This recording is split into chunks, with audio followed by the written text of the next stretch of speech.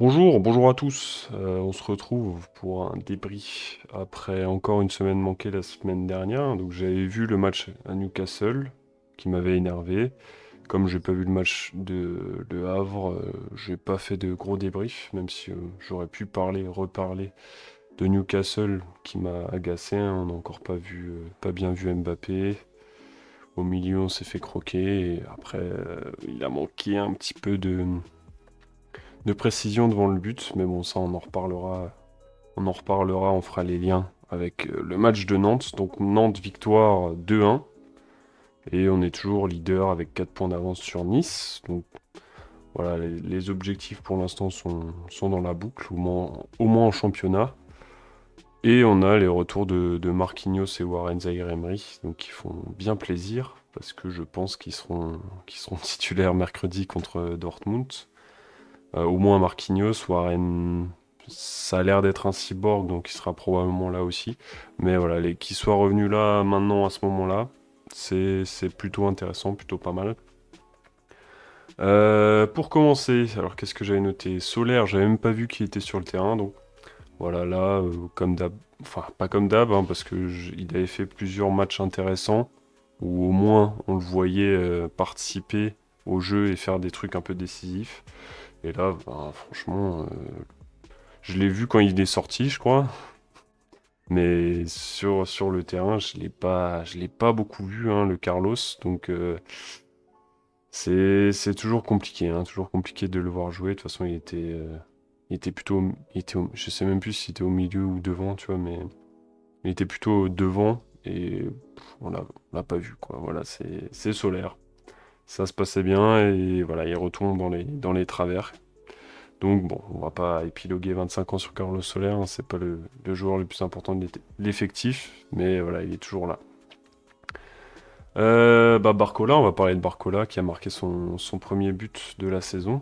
Euh, Premier but au PSG, hein, tout simplement, qui fait bien plaisir. Justement, on voit toujours qu'il est très percutant. C'est lui qui amène la vitesse. Et c'est, voilà.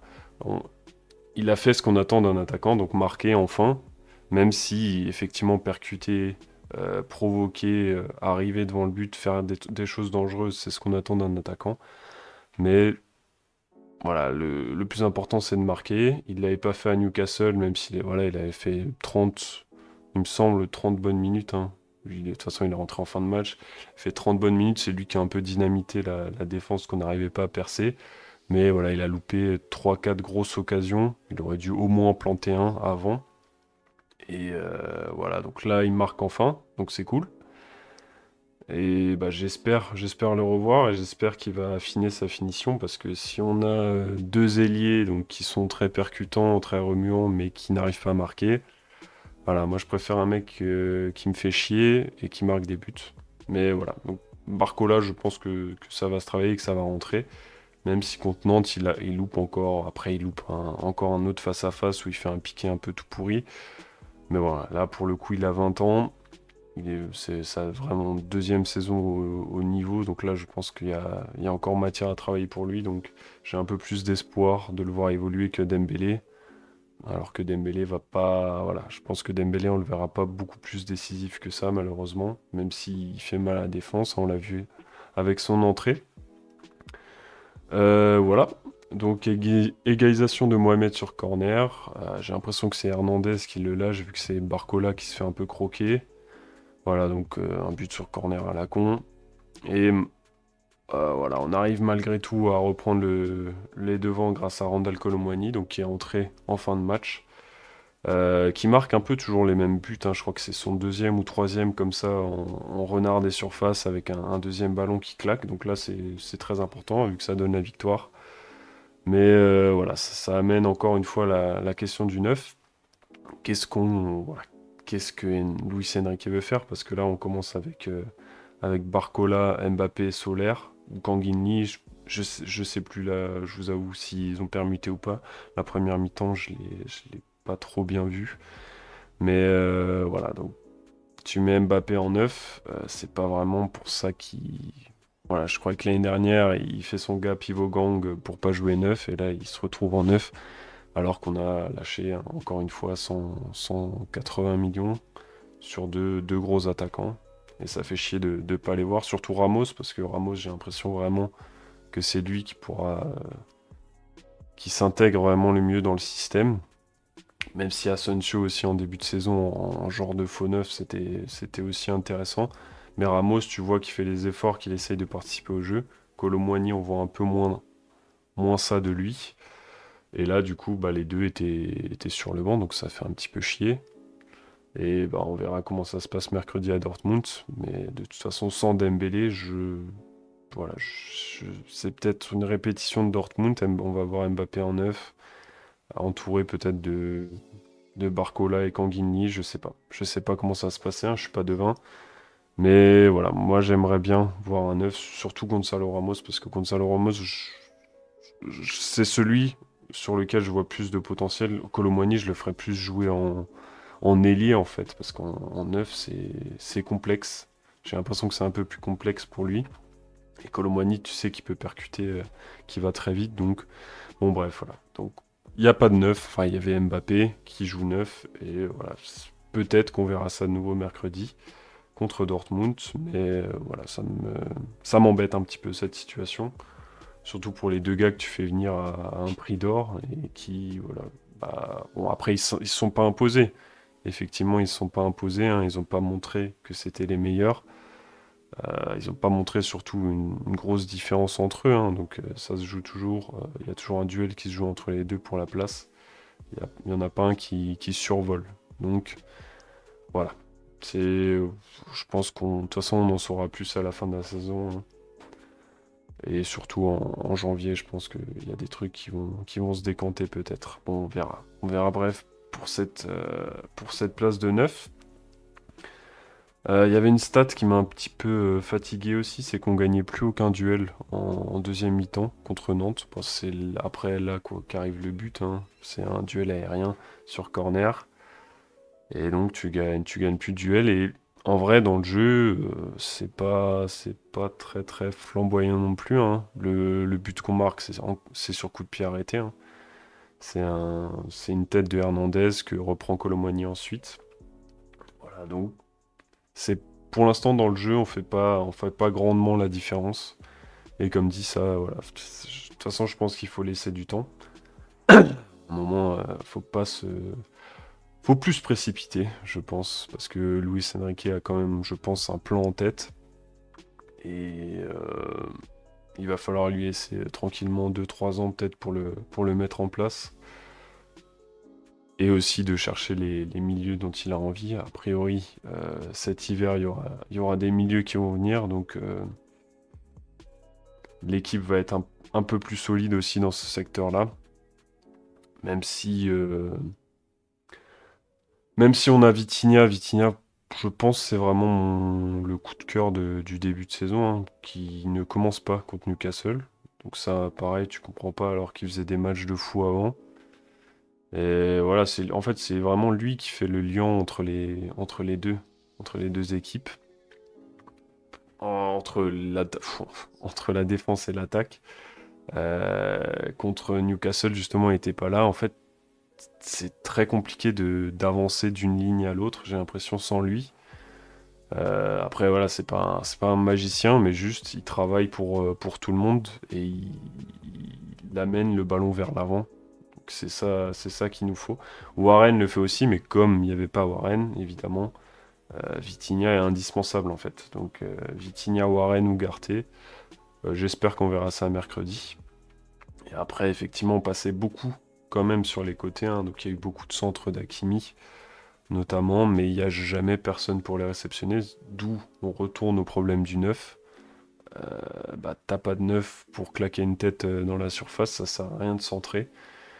Voilà, donc c'est un peu le serpent qui se mange la queue pour l'instant. Voilà, je pense que Luis Enrique cherche les solutions. Asensio va peut-être revenir en tant que faux neuf, ça aussi c'est quelque chose, ça va être quelque chose à étudier. Après, ça fait chier de mettre les Ramos et Kolo Muani sur la touche, mais bon, s'ils s'imposent pas. Enfin voilà, voilà ce que j'avais à peu près à dire sur Nantes, match où j'ai plus vu la deuxième mi-temps que la première. Et on va vite fait parler d'un petit débat hein, que j'ai pu voir par exemple sur France Bleu Paris, sur les podcasts de France Bleu Paris. Écoutez-les, ils sont très très chouettes.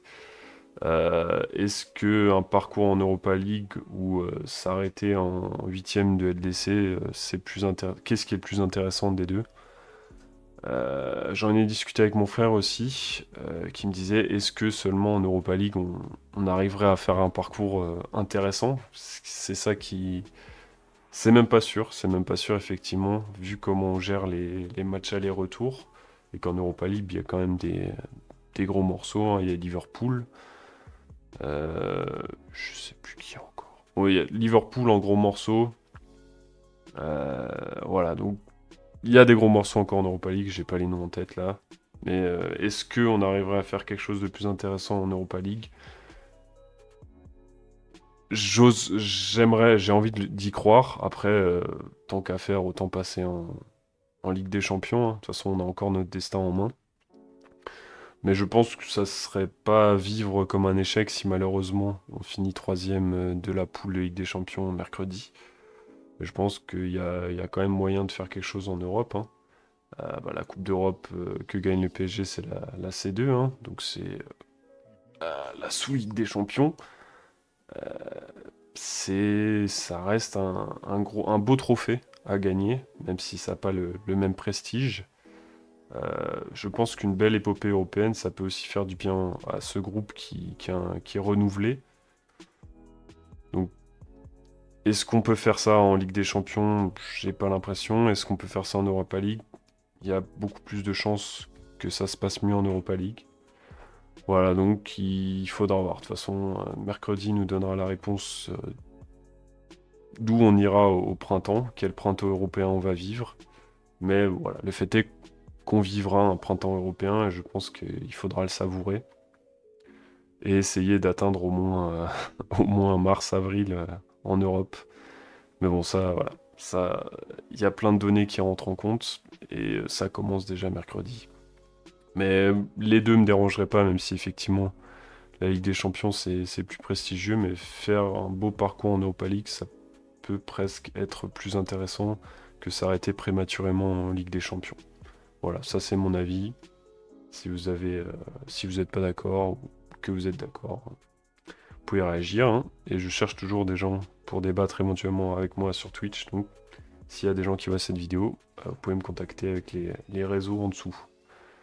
On va parler, pour finir, des filles. Donc, les filles qui ont fait match nul hier soir contre le Havre, sur un but, grâce à un but de Grace Gueyoro dans les arrêts de jeu. Donc, ça fait 1-1. Et dans les arrêts de jeu, hein, donc la 94e, Gueyoro égalise.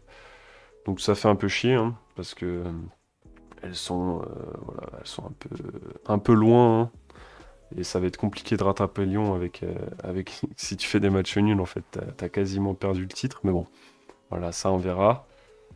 Et voilà, en tout cas, les filles étaient très déçues, hein, donc t'as De Almeida et Gueyoro qui ont réagi, et elles n'étaient pas du tout contentes. Mais après, faut le savoir aussi que Le Havre, ça fait leur septième match d'affilée que les filles n'arrivent pas à gagner contre elles. Donc voilà, c'est la bête noire, même si voilà, au moment tu dois pas avoir de bête noire dans ce championnat, tu dois éclater tout le monde et essayer d'éclater Lyon à la fin. Mais voilà, donc elles vont jouer contre l'AS Roma cette semaine en Ligue des Champions, donc c'est victoire obligatoire. Sinon c'est out de la Ligue des Champions, là pour de bon, donc enfin quasiment, hein, parce elles seraient à 3 défaites. Et ça serait bien compliqué pour espérer se qualifier. Et voilà, donc victoire obligatoire contre l'AS Roma cette semaine pour les filles.